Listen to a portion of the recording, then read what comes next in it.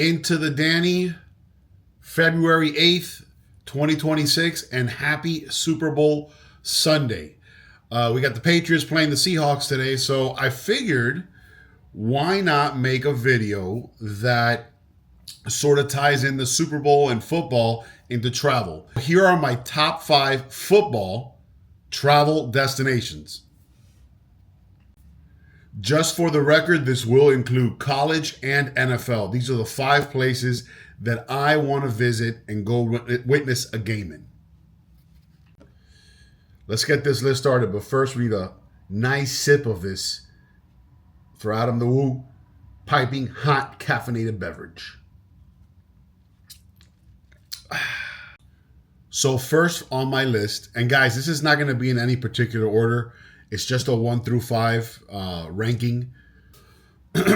Okay, at the 5 spot, I would love to watch a game one day.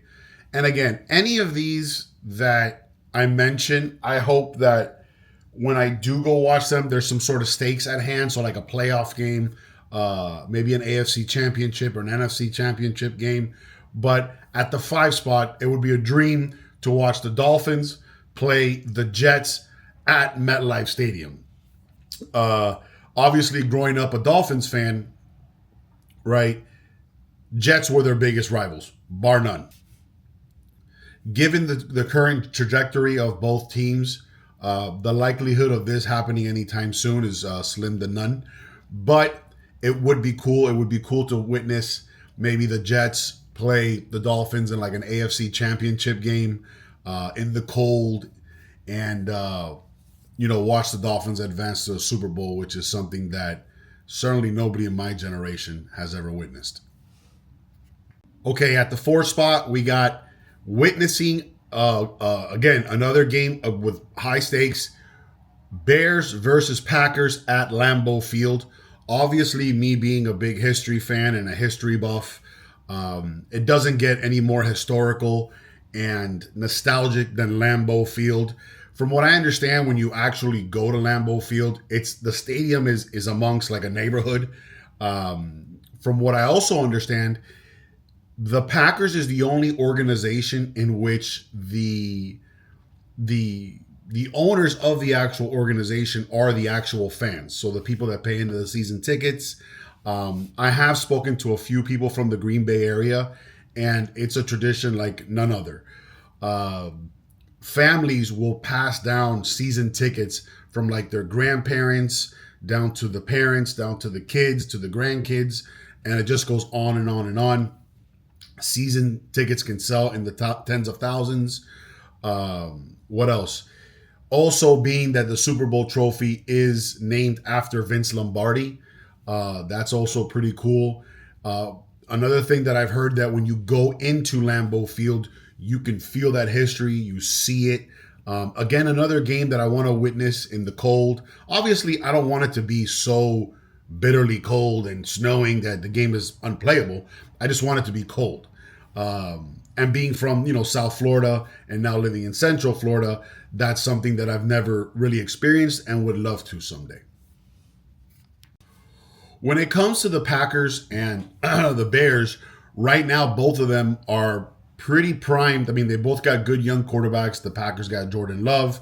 The Bears got Caleb Williams. They both got good young head coaches. The Packers have Matt LaFleur. The Bears have, what's his name? Ben Johnson. Yeah, they got Ben Johnson, and which I love. I think he's the best young head coach right now in the NFL. So, again, I think there's a possibility of that happening. If that does happen, there's a good chance that I'm going to try to make my way over to see that. Okay, at the 3 spot, I would love to witness a game between the University of Miami football team and FSU over at FSU. I know some friends of mine that have done it. It's an amazing experience, they say.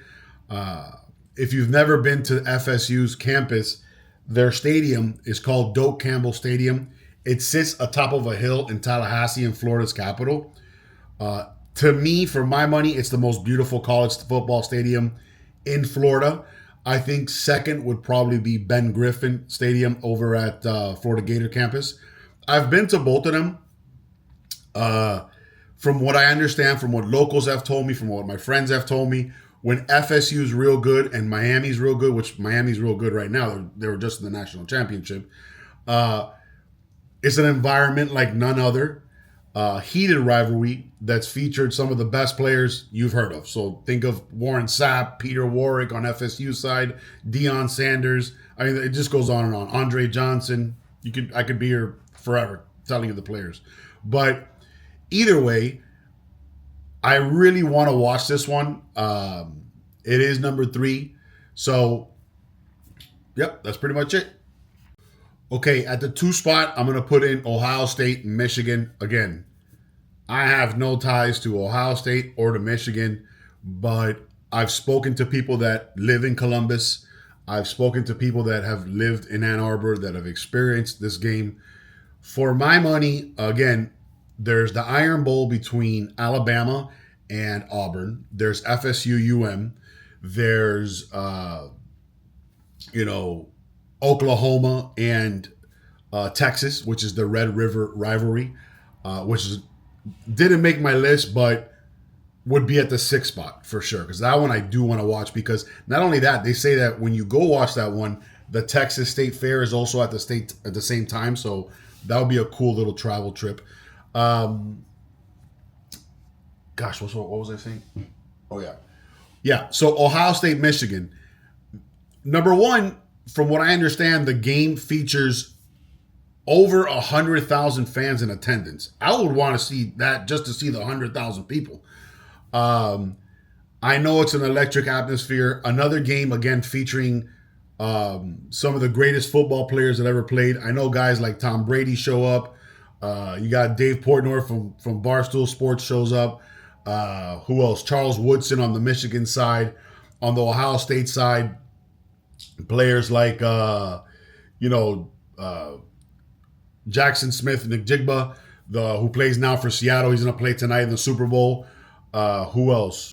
Marvin Harrison Jr., also on the Ohio State side. So, again, from what people tell me, it is the most unbelievable atmosphere. It's the best rivalry in college sports and college football. So that would be a cool trip to go and witness that. Okay, and at the 1 spot for my football related travel that I hope to do someday is obviously the Super Bowl. The Super Bowl in America is obviously the most watched event, bar none. Obviously, in a perfect world, I'd love to see the Dolphins in the Super Bowl in Miami. That would be great. But more than likely, considering the direction that the franchise is headed, that may not happen in this millennium. But either way, yeah, it's to watch the Super Bowl. I mean, it's the biggest event in America. It's I guess, the biggest yearly event. It's the most watched event. There's so many things I love about the Super Bowl. It's the peak of competition. Specifically, like tonight, you have, the Patriots, which are this like up and coming, strong team franchise, legendary franchise, and you have the Seahawks, great defense, very well coached. The coach made me laugh because a couple weeks ago he said, I only see my son for 30 minutes a week on Thursdays. I was like, wow, that guy's really dedicated, which is admirable. But either way, I would love to witness the Super Bowl in person for a few reasons. Number 1, it's where legends are born. Tom Brady versus the Falcons, down 28-3 in the third quarter, comes back and leads them to victory. Kurt Warner, bagging groceries to Super Bowl winning quarterback. You just go on and on and on. I remember when the Steelers played the Cardinals, great game. Larry Fitzgerald, who just got into the Hall of Fame this year, had like 100 and something yards, 2 touchdowns, a bunch of catches.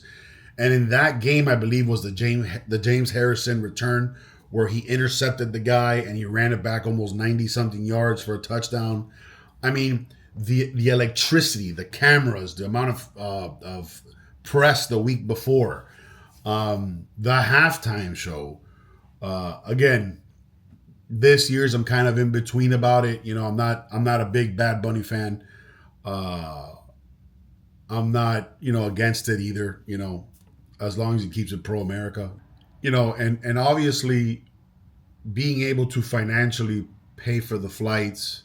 So I don't want to go alone, right? Like I'm at least going to go with Melissa. I'm obviously going to take Melissa at the bare minimum. I mean, I think if financially I had enough money to take Melissa, I would probably then, take one of my friends like Tony or Jack or somebody and their respective wife.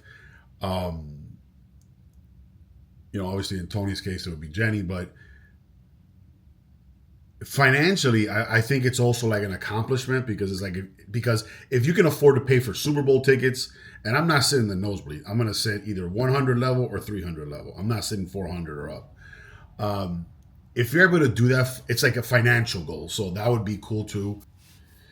And if you guys don't know, I love playing fantasy football. I'm actually a 2-time Pizza League champ in Miami, 2021 and this year 2025. So I love watching football. So then, it's like I said, it's sort of like the peak of competition. It's where legends are made, and it's something that again, like it's another memory coming to my mind is watching Peyton Manning with the Broncos. Neck was messed up. He's at the end of his career. People are questioning whether or not he can win, and he goes out there and he leads them to a victory for his second Super Bowl.